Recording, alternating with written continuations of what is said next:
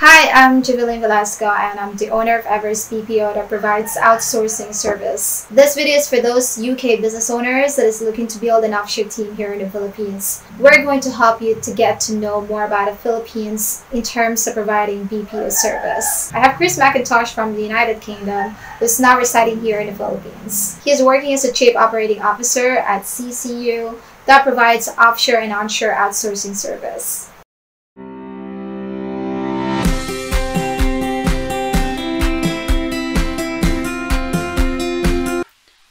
What can you say about the culture gap between the United Kingdom and the Philippines? When people in the UK are looking for outsourcers, they're not actually looking for, oh, are we a good cultural fit? They're looking for looking for good quality. They're looking for great service. They're looking for reliability, and they're also looking for price. Okay, and that's what we really need to kind of get across. Yes, we need to understand there have been reasons in the past. There's like a culture trend that's moved in the industry because, go back nearly 30 years. I've been in the business close on 30 years. And you go back 30 years, our option at that time was 100% India. Okay. And then what was happening was India was, this is the consumer market mainly, right? Because that's what India kind of represented, and what the contact center is, as it's called now. In my day, it was called call center. Now it's contact center, because we got multi-channel sort of processes, and in my day, the only way that you could contact or have consumers contact you, or you contact consumers, was purely by call. So yeah, you go back almost 30 years. India was primarily the hub, for contact call centers. Then South Africa came into it, but South Africa was mainly dealing with its own sort of domestic markets and Pan-African markets, because South Africa primarily was, first kind of language other than its cultural language was English. Plus, South Africa only being kind of 1 hour's time difference, it was kind of seen as a competitive advantage. What is the story behind your passion working with Filipino people or working here in the Philippines? How did you came up and the setup? For Filipino contact call centers, let's just keep it as contact centers, yeah.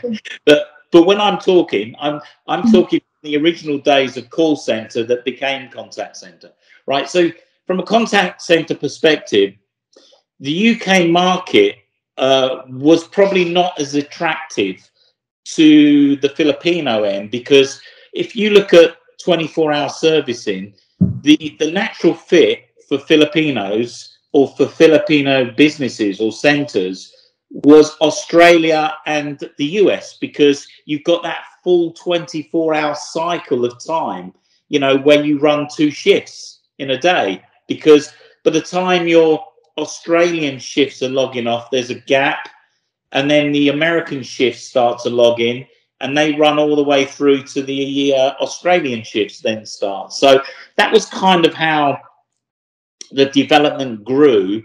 And it wasn't until the UK compliance started to get steeper that people started to look outside of India and outside of South Africa from a voice quality perspective.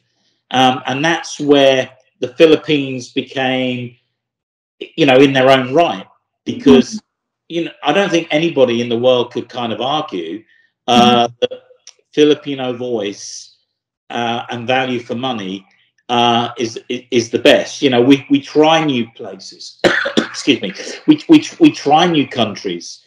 I mean, people are now trying Africa. They're trying places like Kenya and Ghana, but the voice quality, even though they are brought up on sort of, understanding how to speak English, the voice quality is still not has the same clarity, and also the control. It's not just how you speak, but it's how you control. The Filipinos are fantastic, you know, with customer service. You know, they talk at a nice pace. They talk with ease. They make the customer feel comfortable. You know, whereas UK people are very kind of impatient. So if you've got a very strong Indian accent, or when I say a South African accent, it may not be, what I don't kind of mean is, you know, the sort of English side of South African, because even their accents are very strong. Because when you look at the different cultures across the three main areas of South Africa, you know, their actual voice content is still very, very strong, and they talk very quick. And it depends on where they are. You know, in say Durban, it's you know, there's a major split between India and KwaZulu, and you know, the mixture of those accents are very kind of thick and strong, and therefore people from the UK, they get impatient if they're not understanding, or they're not they're having to really listen hard. They get impatient, and that's again where the Filipinos have the edge, because they talk at a nice pace. They sound like they care. They sound like you know, they understand. Look, I'm not saying it's 100% fantastic, but it's the highest I've seen, and I've been in the industry a long time. Hence the reason why, you know, I decided to kind of, you know, base myself here. The culture is changing. So many Filipinos now are in the UK. You know, they work there in the healthcare. I mean, you take that. What do I mean by they work there in the healthcare? They as nurses, so that kind of adds value to the caring, and also the UK culture is kind of becoming more acceptable to the fact that, you know, Filipinos are caring people, and you know, and they do wonders. You know, they do wonders in the healthcare, and again, I think that's kind of opening the eyes up to the fact that you know, Filipinos are generally good people, and you know, caring and have a good rapport. Can you tell us about a specific culture of United Kingdom in terms of dealing with business? If you look at the UK, very multicultural now. It's very multicultural now. You know, there's a lot of Eastern European, Afro-Caribbeans, you know, that came over a long time ago to the UK, and you know, and it's kind of, you know, developed. I mean, our own Prime Minister is now, you know, I think he's actually Indian Kenyan, I think, from heritage. So, what do you think is the criteria of UK client in getting center partner to work with them? You know, what companies are looking for now is good quality, good compliance, good service. They want to make sure that their customers are being treated properly. They're you know, treated well. Their customers feel like, you know, they've had 5-star treatment. Culture, because it's not just culture, it's nature. Let's call it nature. You know, the nature of the Filipino. So, and that's why I think you know, it works. You know, it works well, and it's, you know, for years, you know, years and years. Yes, you've been dealing with the Americans, and they're tough. They're a tougher audience. You know, they're very you know, they expect, you know, value for money. I was going to say fussy, but that's kind of a, you know, where it kind of sits, and they've got every right to be like that, because if you're paying for a service, you expect a service, and that's why they're demanding. And then you look at the Australian market, which again, the Philippines has been serving Australia a long time, and you know, they're very brash. They don't suffer fools. I mean, I've tried for many years to dial Australia from India, and it's been very, very painful. It's been a very painful experience, and you know, I felt for my agent so much because, you know, they were rude to them. They were hanging the phone a lot. And the same with the Americans. You know, we're trying to, but not so bad. I think, you know, what is nice is you know, the Americans would kind of listen to a degree, but I think they generally both countries, you know, are both warmed very nicely to the Philippines, and more as we've gone on. Certainly in the last 15 plus years, the UK market is moving more towards you know, the Philippines. And when you think about it, why have they not moved sooner? It's because it's been an untapped market for the UK, because, you know, Philippines, as I said right at the beginning, the Philippines didn't go to the UK to you know, to attract the business, because for them, Australian works because of time zone, and American works because of time zone. That gives them the 24-hour cycle. You know, obviously UK kind of fits in between, so it comes in it comes in kind of, yeah, more towards the end of the Australian shift, but then floats, you know, 3 to 4 hours into, you know, into the American shift. So it's, you know, so when you're looking at kind of, you know, 24-hour cycles, and you've got, you know, so many seats as a BPO, you want to be able to, you know, have you know, people log off, and then, you know, a couple of hours later, a fresh shift coming in, you know, logging in. So you're getting your value, you know, back on your seat effectively. Can you tell us your experience working in other center aside from Philippines, like India, Pakistan, Bangladesh, those countries that also providing BPO service? How was your experience working with them? When did I start working in the Philippines? I started 18 years ago, or about 18 years ago. I was running a BPO company from the UK, and I've been running this company for by this stage for around 2.5, 3 years. And we were focusing on our call center network was in India.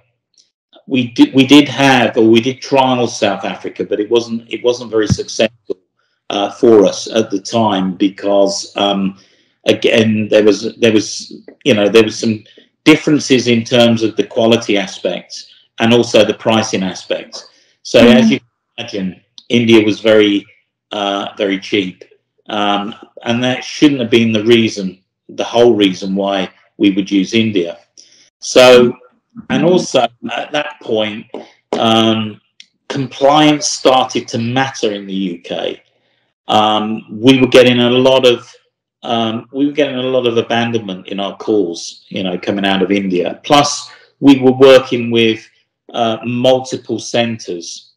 So, and the problem was that when you're trying to look at quality and it's coming from different centres, then obviously the levels of performance are different, the levels of quality are different, and that wasn't kind of working for us.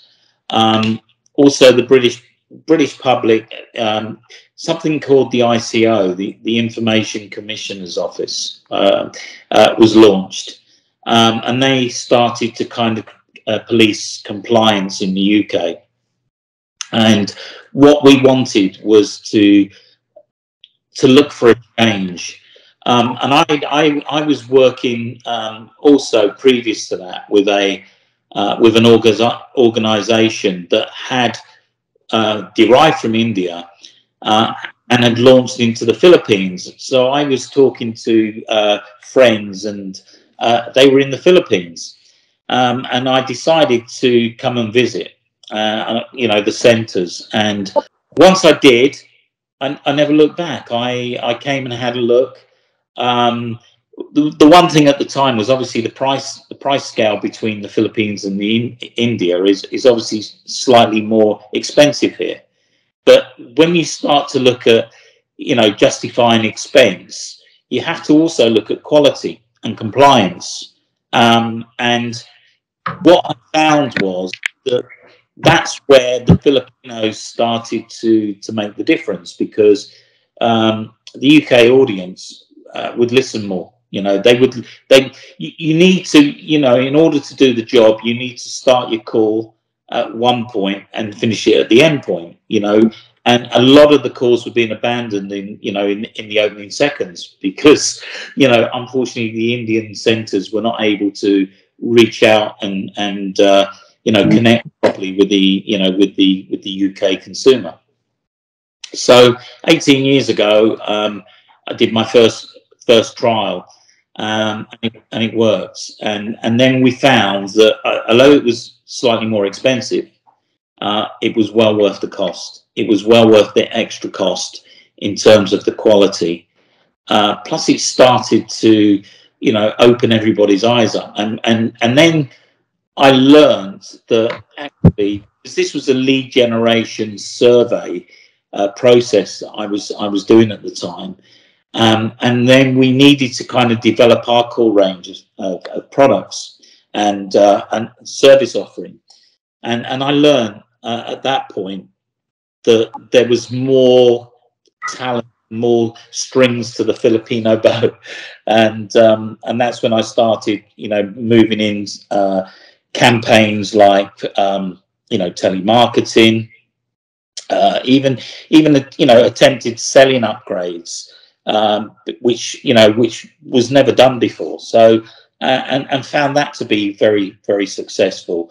And the one thing I was in places like the Middle East, and UAE and GCC, your population in those countries are mainly first and highest population is what we call kind of Southeast Indian Asian. So that could be Indian, Pakistani, Nepali, Bangladeshi,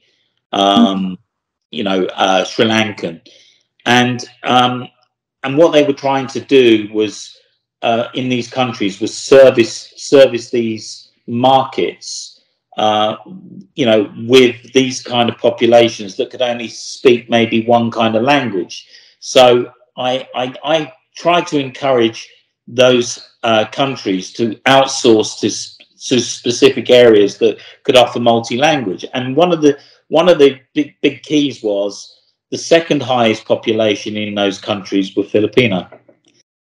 So I wanted to encourage them to outsource, because they were trying to service the Filipino market with mainly Arabic speaking, obviously through English, and it wasn't going tremendously well from a customer service perspective, certainly in terms of sales and upgrades, because there's this kind of mistrust. So pushing it here, was also a big success, because obviously, if a Filipino rings a call center about a problem, and they get to speak to a Filipino either in Tagalog or Visayas, or in English, because even still, they're talking to their own countrymen, and therefore there's a immediate kind of affinity and trust. So it works really well for those kind of countries. But getting back to the UK, because the level of English is so high and the quality of English is so high, it was working better for me at the time than my Indian operation. I still feel there's a big part for India, for certain kind of skills, but your main kind of dealing with consumers, dealing with problems, complaints, worked really well for me, from 18 years, and I haven't looked back. You have been working here in the Philippines for 18 years now. Can you tell us about the cost effectiveness and the quality service that potential client may get if they're going to outsource their contact center in the Philippines? Let's face it, you know, talking commercially, Yeah. we on price are either on a par or slightly cheaper than South Africa. So therefore, what else do you need to look at? You know, if your price is equal or slightly less, which more inclined it is slightly less at the moment than South Africa. What you then need to look at is what else do you get? And as I say, it's for me is no comparison. You know, voice quality, rapport building with clients, general kind of understanding nature, calm, clear. You know, there's absolutely no comparison. When when I listen to you, you sound very clear. You sound very. I can hear, I can understand everything. Now, people are going to say, "Yeah, that's because you've been here 18 years." But trust me, you know, it's not. It's the majority of the people here that actually do understand good English and speak good English. Sometimes, yeah, they don't kind of form all the words as accurately as somebody like myself who was born and bred in English, but does a South African, does an Indian, does a South American, no, it's more, as you say, neutral. I'm not saying everybody in call centers, but the majority. So you get a higher percentage here than you would in South Africa or other parts of Africa, and certainly in India, and certainly even in South America. What can you say about the work ethics of Filipino? How service oriented they are?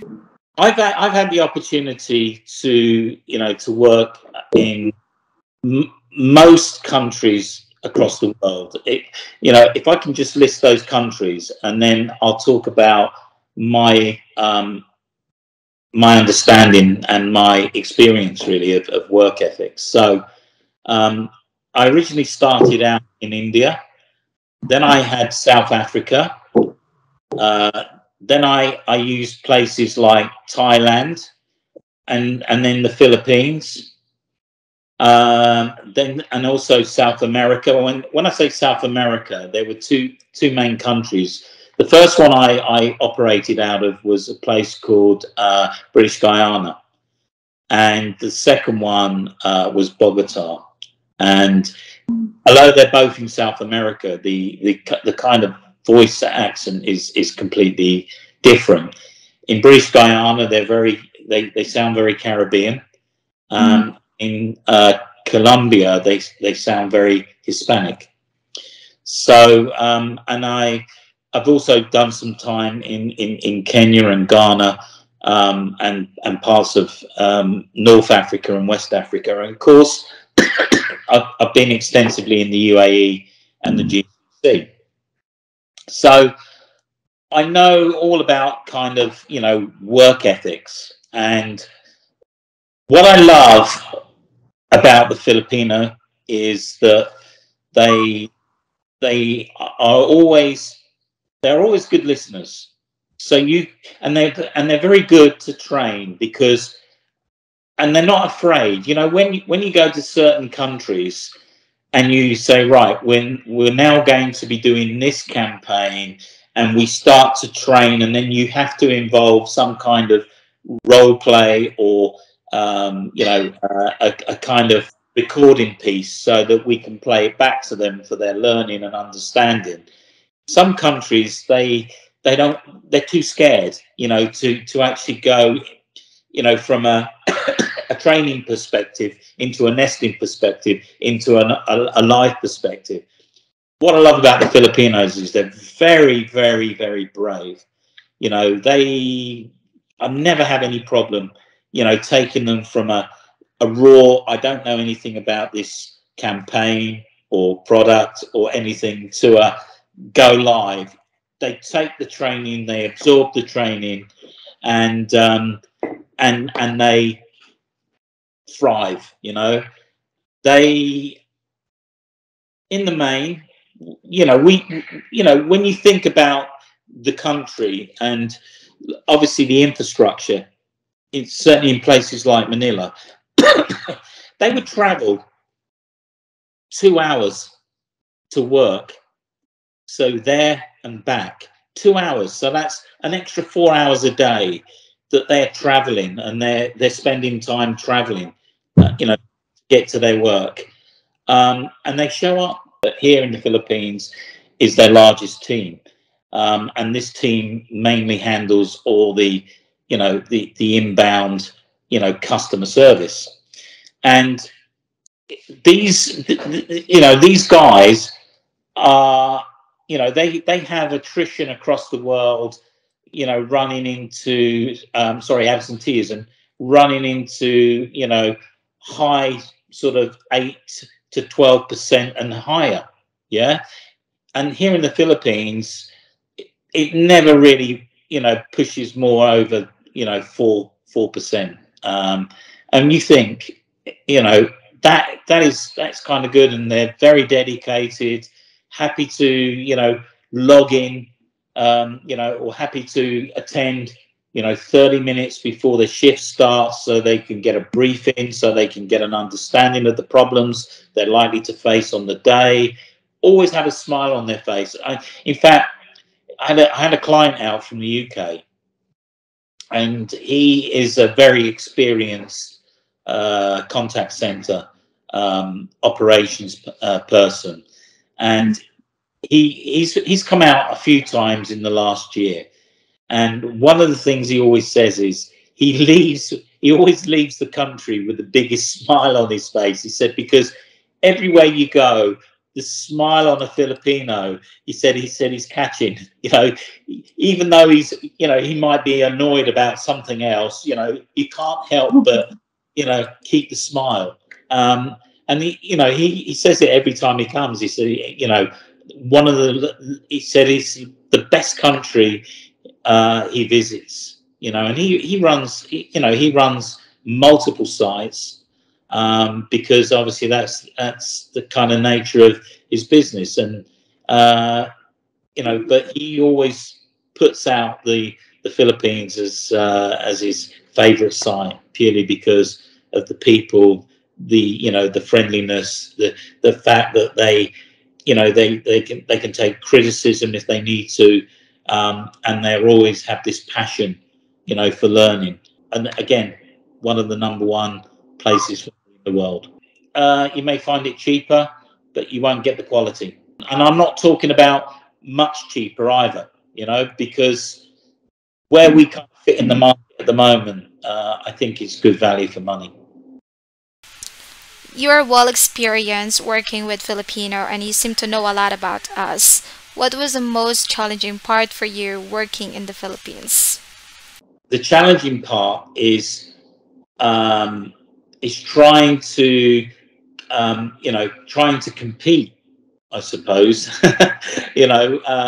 Because there are some very, very good offerings here in the Philippines. So for me, the main challenging part again is is the constant trying to keep up with my competitors, who are everybody, everyone from small kind of centers doing specific areas to the main kind of big companies like your TaskUs and your TPs and your group, right?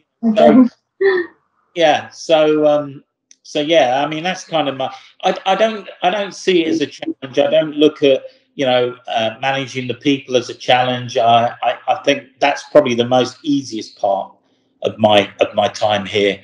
I don't look at where's the next talent coming from, because for me, what works is I like to take on fresh people and train them into my style, into my way, and that that is what I do, and I don't find that a challenge either. I when we hold interviews, so you know, we would get people on video call like this, and we would talk to them, and you know, and I'm always kind of happy because, you know, people are very confident and they talk good, and so it's very exciting. And obviously now that we kind of pushed away from the, you know, the restrictions of COVID, again, I found that kind of challenging. You know, during kind of 2020 to, you know, to early part of this year, I kind of found, you know, the COVID restrictions kind of challenging, purely because lockdown would mean that the transport would be shut at a time of night, and that put pressure on the agents, and that wasn't kind of right. So then the work from home aspect happened, and listen, we kind of all talk about, you know, work from home being a kind of new norm. It isn't, because I don't believe the Filipinos love that, because they miss coming to work, seeing their colleagues, having that kind of you know, peer contact. So, but that was a challenge for a while, and again, it didn't involve the people. It didn't involve the kind of culture of the mix between, say, country to country. It was just purely, you know, the COVID you know, situation. What is your advice to your fellow business owners that is wanting to build an offshore team in the Philippines? My advice is, I would look here at the Philippines seriously. Why? As I said, you're going to be paying you know, for an outsourced team, and you know, at the moment, you know, there is a view that if it can't be done in your country, where can it be done? I think the American culture has also looked at what they call nearshore, which is incoming countries like, you know, the Caribbean and Belize. But I do know from talking to a lot of American companies that they're kind of struggling, you know, within those areas, because nearshore just means there's a smallish amount of cost saving. I think you know, obviously India has kind of lost a lot of perspective, but still remains a you know, an opportunity. Likewise, South Africa. I think South Africa is you know, it's probably suffering now from the new generation of call center agents. That, you know, the voice piece is not as good as it was 20 plus years ago. And therefore, if you look at the biggest operator in South Africa, they've started to go into other areas of Africa. Why? Because they need alternatives to maintain their clients. So for me, I would say, you know, to any business out there looking to outsource, come here, come to the Philippines. If you want quality, if you want people that generally want to work hard for you, if you want people that sound good, yeah, and if you want value for money, come here, have a look at it. Thank you so much for sharing with us your wonderful experience, Chris. And I've learned a lot from you personally. And I hope you were able to provide more values in the BPO industry. So, do you have any social media or website where people can easily reach you out whenever they need some service from you? I'm currently the Chief Operations Officer for an organization called CCU, which is Call Center Universe. My website is ccu.global, and you know, I'm a Brit first and foremost, but I haven't been home for a long time. I still have family and relatives at home, so, and I have a lot of clients that started with me a long time ago in the UK, still with me today. I've also got a lot of American clients and a lot of Australian clients, you know, working with me here today.